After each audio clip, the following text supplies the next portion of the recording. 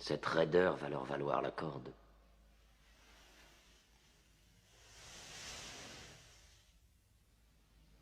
Vous ne vous prosternez pas devant votre prophète? Mahomet est un homme. On ne s'incline que devant Dieu. Où sont les miracles de Mahomet, Jafar? Si c'est bien un prophète, il doit pouvoir embraser le ciel de toutes sortes de miracles. C'est juste, en vérité. Dieu a donné à ses prophètes le signe des miracles pour que nous les reconnaissions. Le miracle de Mahomet, c'est le Coran sacré. Un livre, un simple livre écrit par un illettré et attribué à Dieu. Je crois que l'empereur en a assez entendu. Je songeais à la Pentecôte, quand Dieu a envoyé des langues de feu flamboyer au-dessus des apôtres, afin qu'ils puissent parler toutes les langues du monde qu'ils ignoraient auparavant. Mais ce genre de miracle ne se produit plus à notre époque. Merci, c'est suffisant. Vous avez été pitoyable.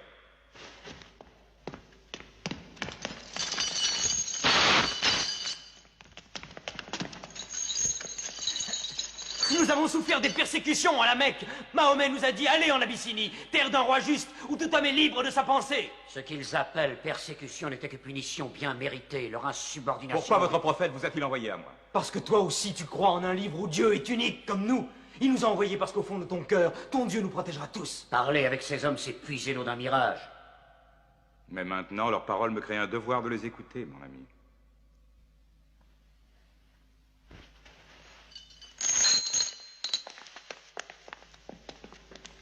Continue.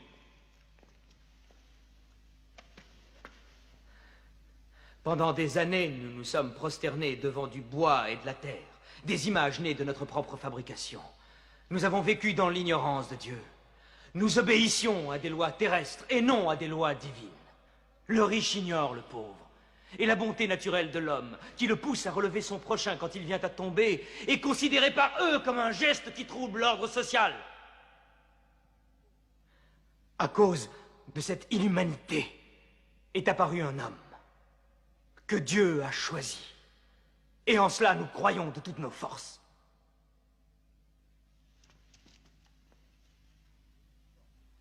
Tu t'emportes. Je te prie de reprendre tes esprits. Je parle du messager de Dieu.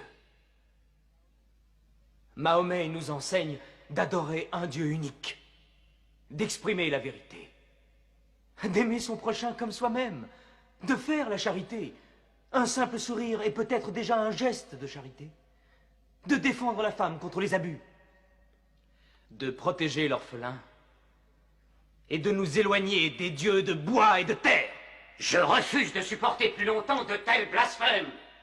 Nous sommes une civilisation très ancienne. Dire que nos dieux ne sont que du bois et de la terre, c'est en parler en complète ignorance.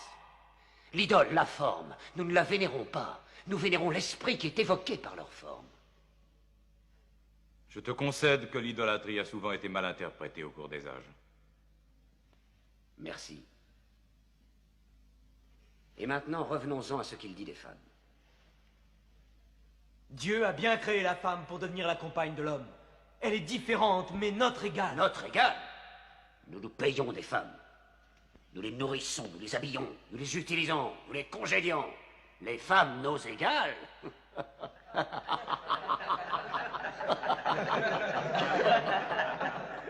Quand Dieu a créé l'homme, il a conçu un mâle et une femelle. Amra, je te demande de respecter en toute femme le ventre qui t'a porté. Pourquoi tes 300 dieux ont-ils la langue si liée, alors qu'un Dieu unique a une telle éloquence? Dieu nous a déjà parlé par le passé, en s'adressant à Abraham, à Noé, à Moïse et à Jésus-Christ. Pourquoi être surpris quand Dieu s'adresse à nous par l'intermédiaire de Mahomet? Qui t'a appris ces noms? Ils sont tous mentionnés dans le Coran. J'ai connu Mahomet à l'époque où il gardait ses moutons.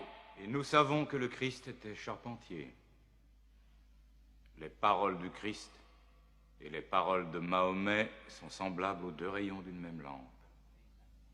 Il te mente. Il renie le Christ. Toi-même, tu adores 3 dieux, dit-on. Le Père, le Fils et le Saint-Esprit. Qu'as-tu à dire du Christ? Ils disent que Dieu ne peut avoir de fils. Le Christ n'est pas le Fils de Dieu. Parle-moi du Christ. Eh bien, nous disons du Christ ce que le prophète nous a enseigné. Dieu a insufflé le Saint-Esprit dans le ventre d'une vierge appelée Marie qui a conçu le Christ, l'apôtre de Dieu. L'apôtre, tu as entendu, et pas le Fils. Et ton miracle, ton Coran, qu'est-ce qu'il dit de la naissance de notre Seigneur Jésus-Christ? Je peux citer les paroles? Approche-toi.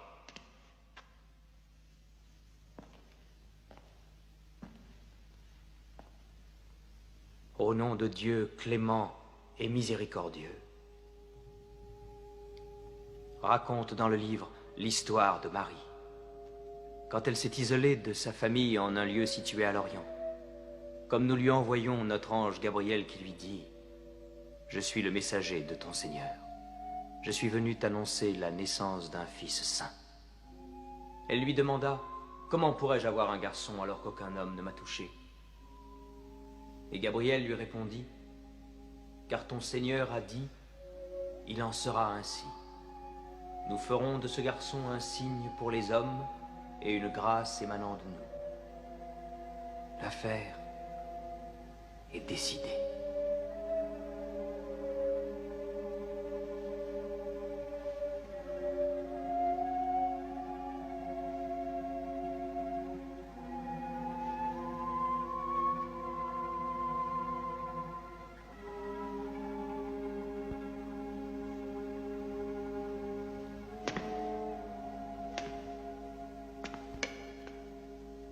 Finalement, la différence entre nous et vous n'est pas plus large que cette ligne.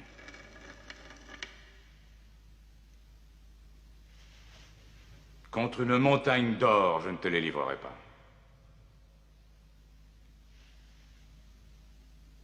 Vous pouvez vivre en Abyssinie en paix, aussi longtemps que vous le souhaiterez.